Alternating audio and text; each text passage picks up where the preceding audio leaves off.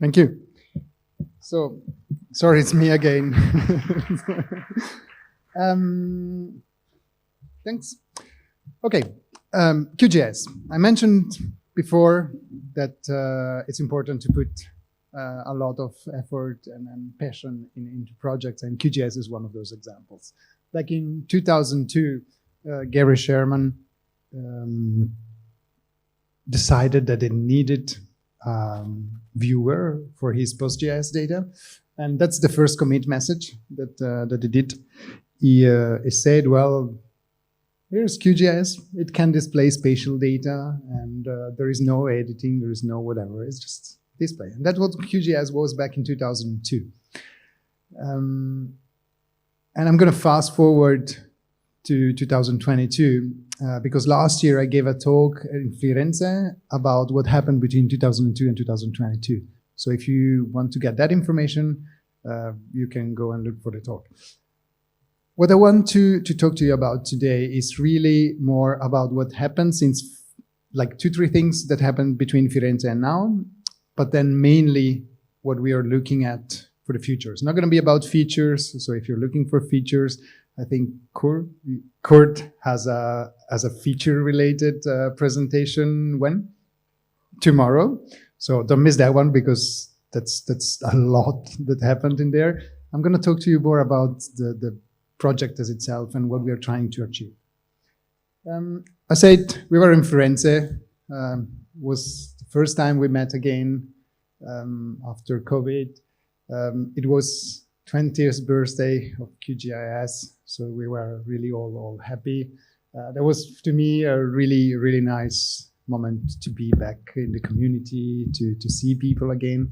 And one of the highlights of the year, the other one, for me, the year I mentioned before already, and it's not completely QGIS related, it's in the ecosystem of QGIS, is that QField won the Best App Award, and I was in a room like size like this, and it had like screens all around it. It was QField and QGIS logos everywhere, and I was like, okay, wow. And then the other big highlight was that we finally managed to do the Hackfest 2020. We all got a nice t-shirt saying Hackfest 2020 or Contributor Meeting 2020 in Sertogenbosch in Holland this spring. And we had about 150 people there. We did 2 days of conference, and then we did 4 days of contributor meetings. So that was really, to me, again, the kickstart. Okay, the community is also physically back. And now we are in Prizren with QGIS 3.28 LTR being out, 3.30 it's here, 3.22 it's actually also already here, but as a release candidate, that's why I put his coming.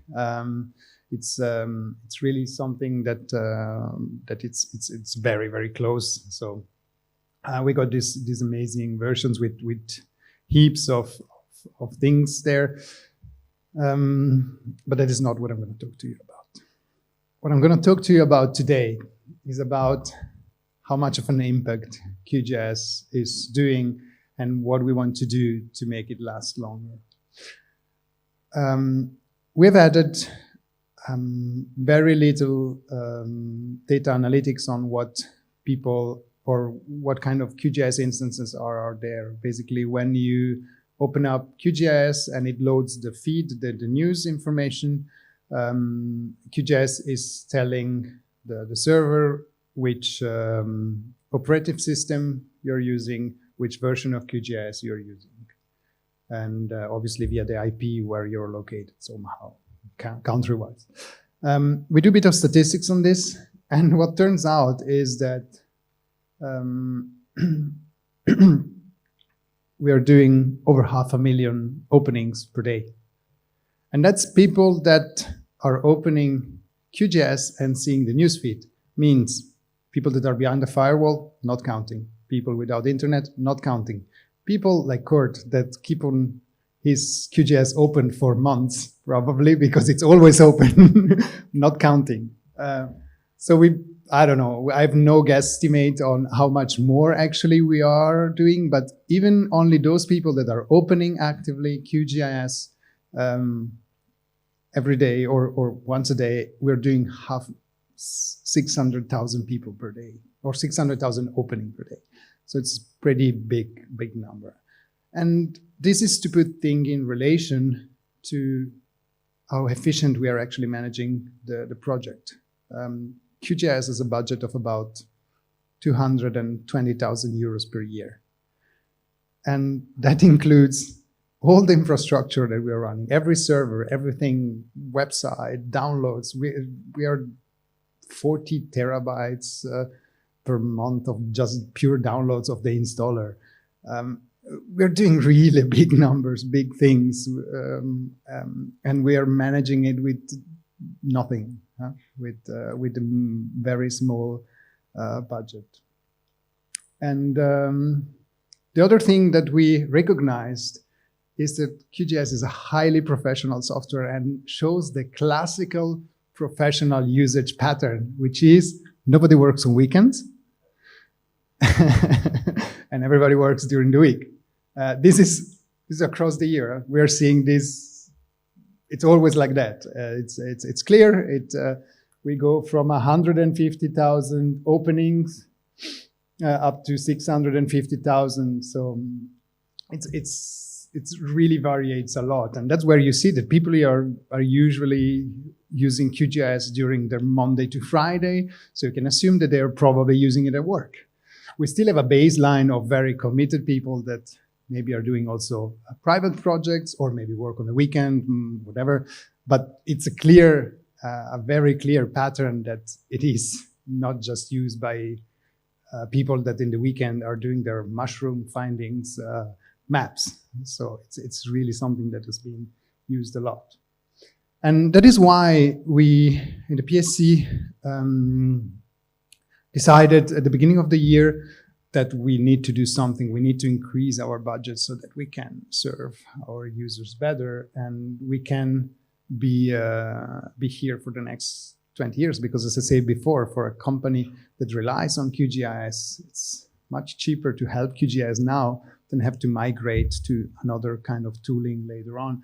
And in January, sorry, we started a crowdfunding to get more sustaining members.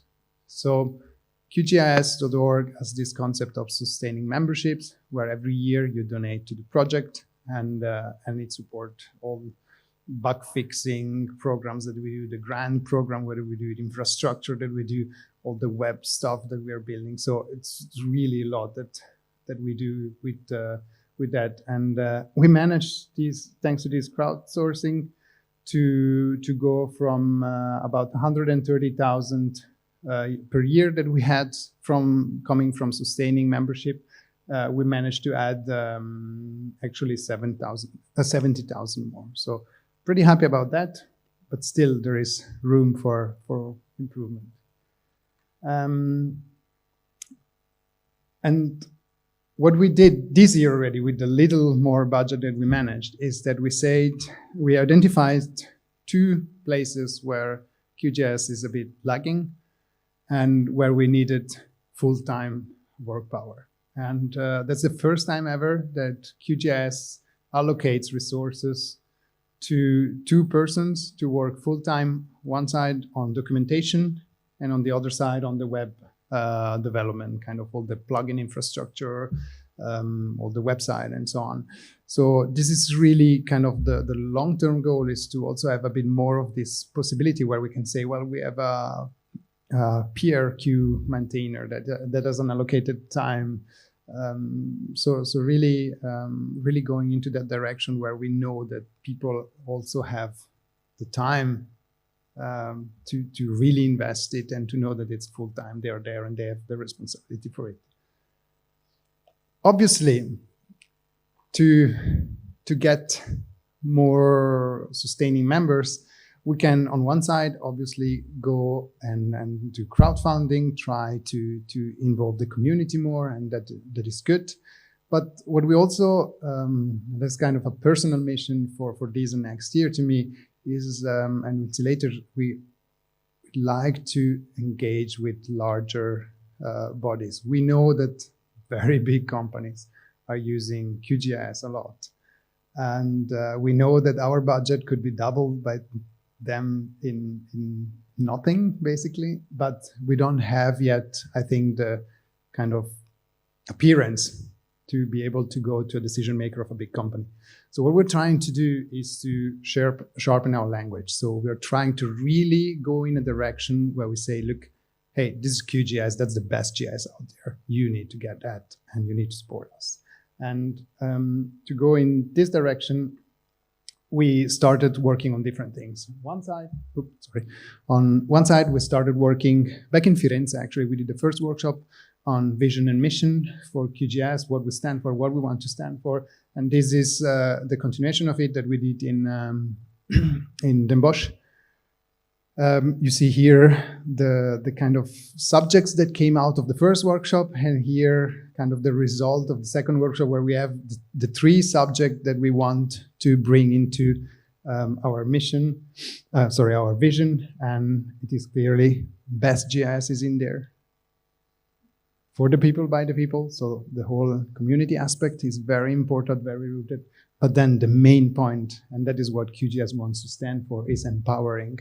We want to give people the power to do things, to solve their problems, dealing with some sustainable development goals, making their company more productive. We don't really want to have any opinion on what people should do. We want to empower people, to give them the possibility to do and to deal with what they have to deal. It's really an important thing to think. We don't want to become service provider. QGIS does not want to become a service provider. That's not our DNA. We want to build the best GIS that empowers people and that has a fantastic community. So this is what still we don't have the final sentence that kind of embodies what I just said, but the content is going in that direction. What we do have is a new claim. And in the background, you see a lot of screenshots of a website that you don't know, because that's the new website that we are building, and I'll show you a little bit more later on. We do have finalized a new claim for the website, which is spatial without compromise. That's going to be more like the marketing message that we want to bring out on the main page, and so that we really also here see, well, it is spatial, obviously, and the without compromise has a couple of meanings. I'll let you interpret which one feels best to your needs. I said that the new website is being worked on. We have a full, oh, that's fast. But it loops, so we have time. We have a complete working design mockup. Basically, now what we need to do is go from the design mockups into an actual website. What is important here, and I'm sorry that it's scrolling that fast. Usually it scrolls, you must have a monster machine there. What we are really looking at and want to showcase is that we have different subjects where QGIS is very well working. So we have the mapping aspect, we have the editing aspect, we have the analysis aspect. So really putting out what QGIS can do for you if you don't know QGIS yet. So the idea is that QGIS.org, the main page, will be a page for people that do not know what QGIS is and quickly get an information and all the insights about what QGIS can do for them. Obviously, empowering is here, the open source concept is here. So really see it as a page for someone that doesn't know QGIS yet.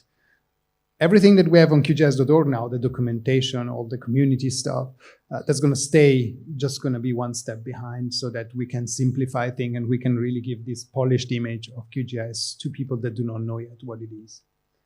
So that anybody can go to his boss and say, go to that website and you'd see why I want exactly that tool, because that's the best and that's what we need. The goal, as I mentioned before, is to engage with more larger companies.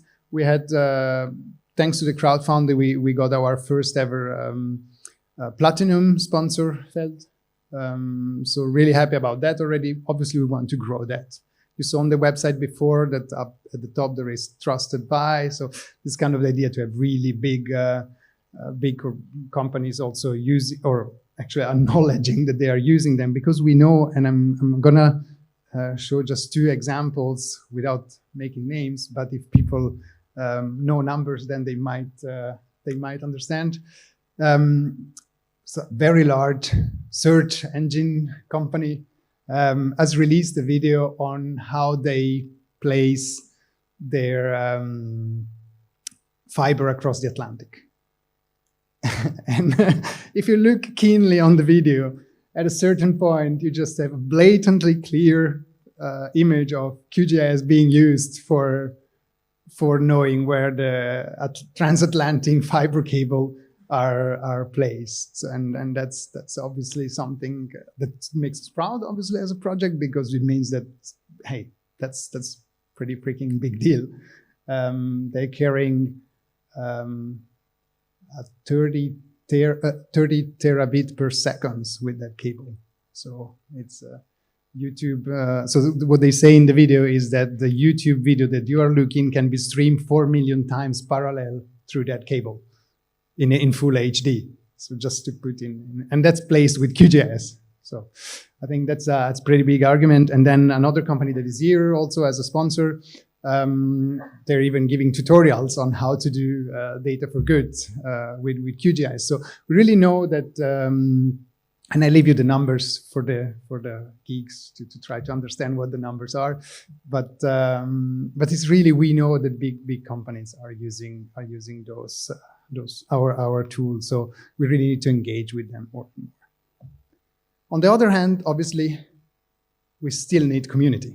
It's not only big corporations that give us money. We still, and that's the beauty of QGIS, is that we have this dual aspect of highly immense companies, and then we have somebody that really is making his map of where did he find mushrooms last week, and that is really this fantastic mix that we cannot lose, because it's what makes the project community so rich, is this different perspective and all the companies working together to develop together with the volunteer work. So it's to me, it's a truly amazing, and I'm super honored to be the chair of this community, because it's really what you try to do. You're juggling complete opposites.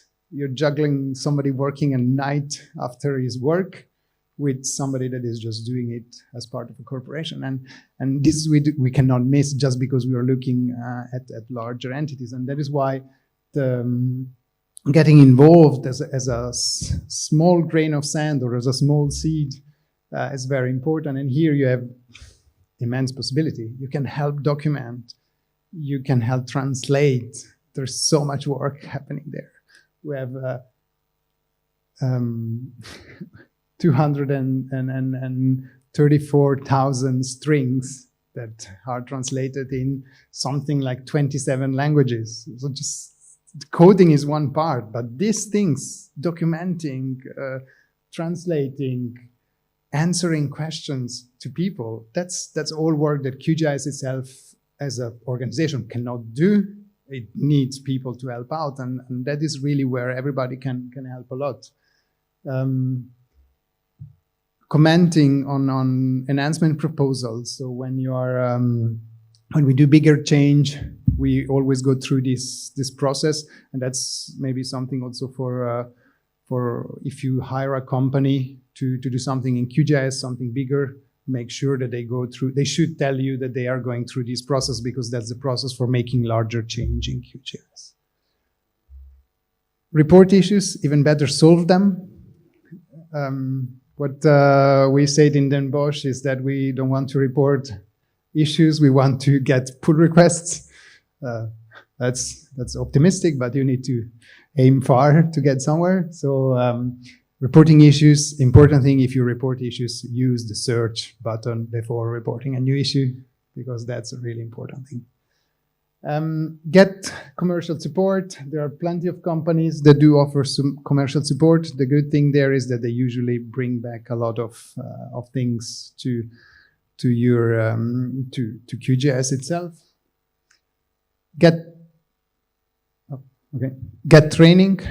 We have a certification training program where if you're getting an official certifying company to certify you, for every certificate that they are giving out, they are going to pay the QGIS project back. That's also a big source of income for QGIS. Obviously, become a sustaining member. That's the best way to support the project if you can, or have your company become a sustaining member. That's really important to us. And yeah, basically join the project, help out. There's so many things you can do. There are, even if it's only networking with other people and telling them that they could help out. I think that's it. If you have any questions, get in touch here, or I'm going to be all the week at our booth inside, so come by. Thanks. Thank you.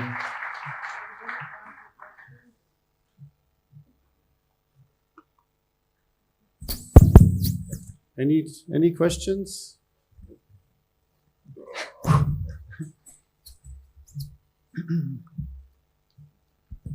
Hi, Marco. Just curious if there's a timeline for the release of the new website yet. I can quote Tim on this. Yes, there was, but it passed. No, actually, the original timeline was really to get it ready by the end of the year last year, but it was completely utterly unrealistic. We're now looking more at this end of the year. Yeah, it's the main thing is that really now we need if anybody knows a very good web developer, a web designer, we'll be happy that wants to help out. We'll be happy to talk to that person. Yeah, that's the main thing that we're lacking. We have the backend is there, the mock-up are there, so we need to get the mock-up on the backend.